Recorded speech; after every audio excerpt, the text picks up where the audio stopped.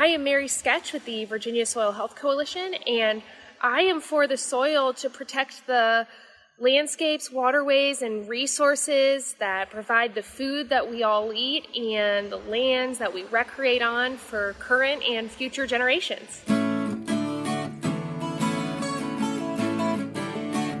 We certainly hope this finds you and your family doing well during this holiday season. Hi, everybody. I'm Jeff Ishii, and welcome to another episode of For the Soil, a Conversation. And we will be getting to our podcast in just a moment, but I wanted to remind everyone of a new section on our website. That's forthesoil.org, and that new section is called Soil Health Champions. And there you will find a series of videos about people right here in our region who are doing everything they can to improve their soil health. Some very interesting farms, very interesting gardens, very interesting situations, and of course, very interesting people. That series of videos is found at our website, forthesoil.org, and there at the menu bar across the top of the page, just click on Soil Health Champions. Well, let's now join our podcast. This is part 2 of our conversation with Jon Stika. He is the author of a book entitled A Soil Owner's Manual.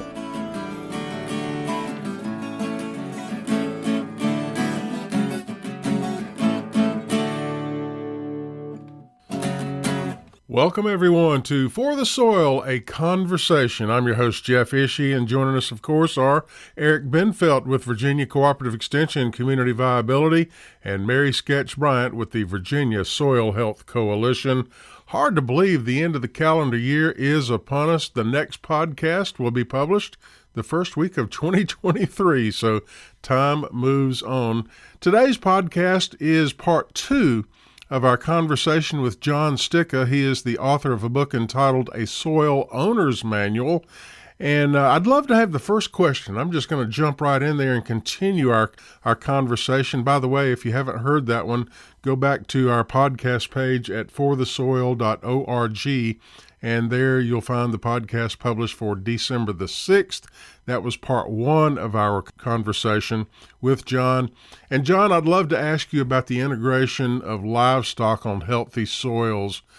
Here in the area where I live, and Eric also lives in the Shenandoah Valley, very intensive with animal agriculture, poultry production, beef cattle production, dairy cows, sheep, lambs, goats, a lot of animals on the land.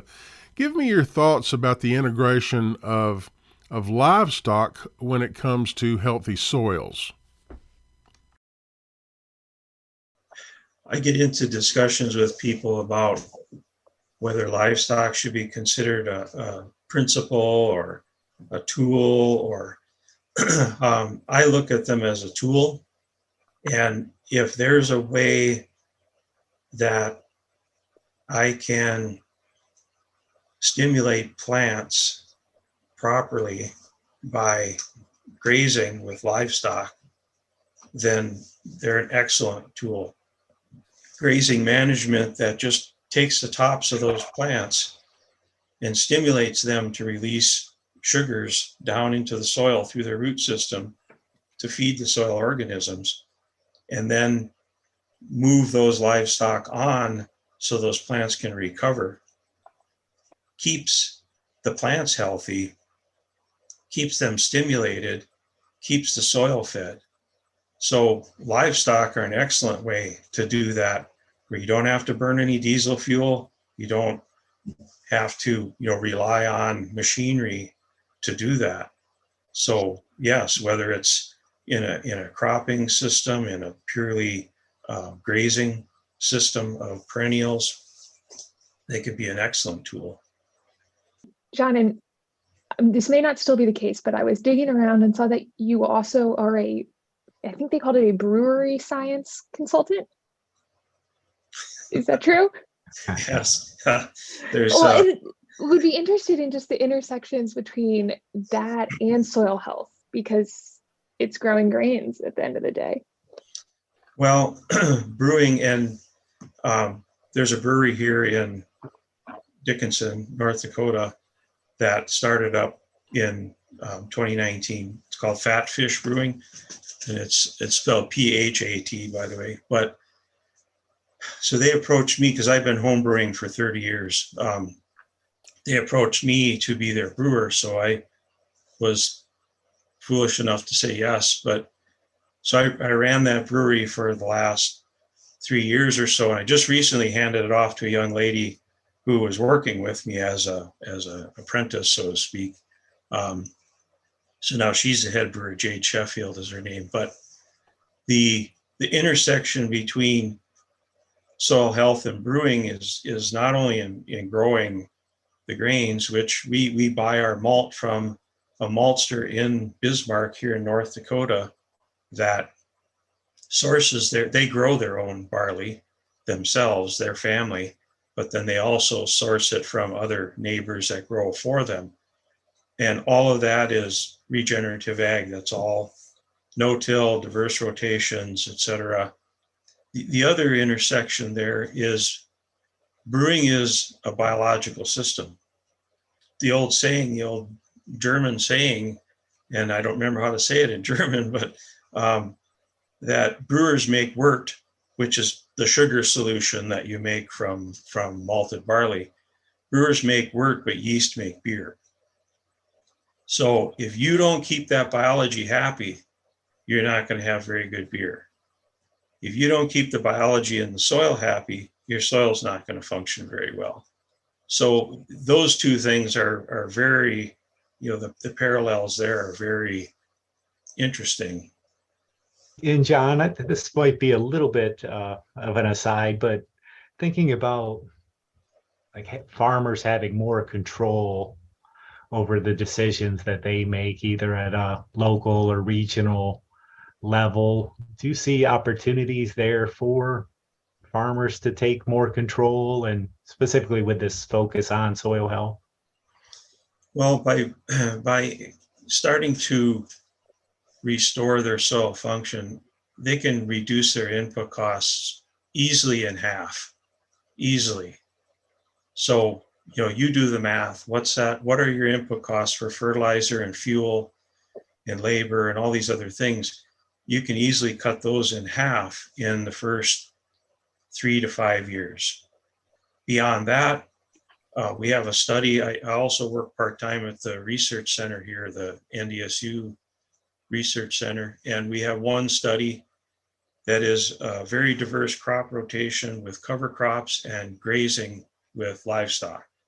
So we harvest some of the crops mechanically and some of them with livestock. The protocol for that study was to soil test and then apply fertilizer based on the soil test recommendation, just like most studies. About 5 years into that study, the soil tests were coming back. You don't need any nitrogen. You don't need to apply any nitrogen. So we haven't. So we haven't been applying nitrogen on that study for the last, I think it's 5 or 6 years. And we're still getting the same yields, the same, economic yields, expected yields that we had before. So you don't need fertilizer at all. The degree that you need fertilizer informs you on how well your soil is functioning. If your soil is not functioning very well and you have a fertilizer skip in your field and you have a very poor crop there or no crop, your soil is not functioning very well. That soil should be able to feed that crop without any supplemental fertilizer. And typically, the more fertilizer you add, the more it disturbs the biology in the soil. So it's one of those things you have to get yourself away from that. Once again, we're talking with Jon Stika. He is the author of a book entitled A Soil Owner's Manual. And John, final question from me, and it regards a practice we see here in the mid-Atlantic region of Maryland, Pennsylvania, and Virginia. Very concentrated dairy industries, also poultry industries. And one of the traditional ways to amend the soil is the spreading of poultry litter or dairy slurry on top of the soil. But one of the things that's starting to catch on specifically in Maryland, southeastern Pennsylvania, and portions of Virginia is the injection of manure into the soil. And the way it's been explained to me is this: number one, it puts the nutrients right into the root zone where they need to be. And number two, it prevents the manures from being applied to the surface of the soil, preventing potential runoff and also god awful smells. You know? So, what is your experience with manure injection? Do you see that as a technique that would, number one, improve soil health, and number two, be more environmentally sensitive? We have a few hog operations here in North Dakota, in this end of North Dakota, that have confinement systems, lagoon systems. And so they hire a contractor that has an injecting setup that with a drag hose, where they can just pump and push it through a hose that they pull behind this piece of equipment. And that's the only disturbance as far as anything that you would describe as tillage. That's the only disturbance that happens on those fields. All the rest of that production system is no tillage, a disc opener drill that's, very, very minimal disturbance. So as long as we can keep the disturbance to a very minimum, I think it's better to put it in the soil rather than leave it lay on top. Because even if you have pretty healthy soil, if you get a hard rain, especially if you don't have a lot of residue on the surface at that time, that manure could leave the field. But nutrient wise, if you can get it injected in the soil, there's especially nitrogen is a lot more volatile, that you'll lose more of that just into the atmosphere rather than it running off. So it's more economical as far as capturing all those nutrients to inject them rather than leave them lay on the surface. And my last question, Jon, is any, I guess who your mentors are or some of your favorite resources. I know your book is a favorite resource for so many, but where you continue your learning. There's a lot of soil biologists that I've interacted. Dr. Chris Nichols is one of them. Jill Clapperton, Elaine Ingham. And it's interesting that every one of them is a woman, but that's where my learning needs to continue, is to understand more about how plants and soil biology interact and how the soil biology maintains soil aggregates and cycles nutrients and feeds the plants. So yeah, most of my mentors are soil microbiologists. Jon, my last question, I know you're also an avid gardener, and I know Jeff is, and we have a small garden, and I think Mary started trying to start one in the Richmond area. If you'd have recommendations for gardeners who are also interested in soil health. The principles are still the same. I plant everything I take a shovel and put it on edge, so it's more like a knife, and I just use it to make a little slice in the soil, only as deep as I need to place my seed. So if I'm planting corn, I got to make a little deeper slice. If I'm planting broccoli or lettuce, I don't have to make very much of a slice at all. I place that seed by hand and cover it up by hand, and I'm done. I'm planted, and then I mulch as much as I can. I pull the weeds, I don't hoe them. So I'm doing all these things to minimize soil disturbance and keep the soil covered. So I'll use whatever I can get my hands on for mulch. If it's an old bale of hay that a farmer discarded, that busted or whatever in the ditch or something like that, I can be kind of a scavenger, but I'll say, hey, you're going to come back and get that bale? And no, it's all busted up. I'm not going to bother with it. You can have it. So I'll pitch it into the back of my pickup and bring it home. But grass clippings, whatever you have access to. And here not too long ago, I actually dug down in the soil, dug a cubic foot of soil out to see how many earthworms were there, and it was about 75 at that point in time. And when I water my garden, the water never sits on the soil surface. If I overwater, the earthworms will start coming up for air, because the water just keeps moving down, and it fills all their channels with water, and they start coming to the surface. Then I know it's time to quit watering. That sounds like healthy soil to me. And Jon, I want to give you one final opportunity to plug your book. It's entitled A Soil Owner's Manual. And I want to tell farmers, you can read this book in probably a couple of days. It's not like a 3-inch college textbook. It's, I believe, 75 pages in length, and very interesting information for farmers, gardeners, anyone interested in soil health. And Jon, tell us again where it's available. You can get it on Amazon. You can find it there. And like I said, the principles apply no matter what your operation is. And I tried to write the book so it was very approachable, whether you're a farmer or a gardener, it doesn't matter, to make the information very approachable. And like you said, it's a very short book. It's less than 100 pages. It's easy to read. And I think that's the niche that it's found, is in introducing people to soil health, getting them to understand, how did we get here? How do we fix this? What are the principles? Well, it's been a real pleasure having you on the podcast again today. Jon Stika, author of the book entitled A Soil Owner's Manual. Pleasure to have you with us. And Mary and Eric, pleasure having y'all. Thank you so much. Thank you, Jeff. Thank you, Jon. And now we hear from Dr. Rory McGuire at Virginia Tech with one of the 4 core principles of soil health. Maximize living roots is the modern term for cover crops. So instead of just growing, for example, corn during the summer, and then you leave the land fallow over the winter time.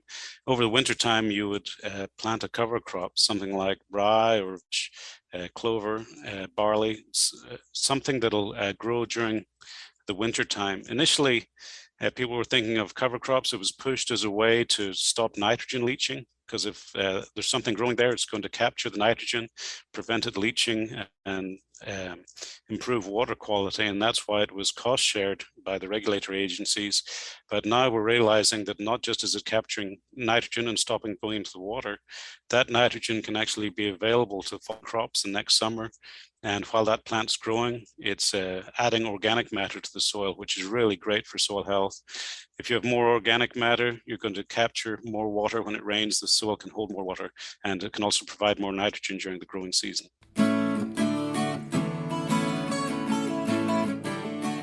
For the Soil, a Conversation is made possible with funding support from the National Fish and Wildlife Foundation and the Agua Fund. Other partners include the USDA's Natural Resources Conservation Service, Virginia Cooperative Extension, Virginia State University, Virginia Department of Conservation and Recreation, and partners of the Virginia Soil Health Coalition. Views expressed on this podcast are those of each individual guest. To download a copy of this or any other episode, visit the website forthesoil.org. If you have a specific question about soil health, contact your local extension office, your local USDA service center, or a Soil and Water Conservation District office. Music used during today's program was provided courtesy of the Flip Charts. All rights reserved. For the Soil, a Conversation is produced by On the Farm Radio in collaboration with Virginia Tech. I'm your host, Jeff Ishii.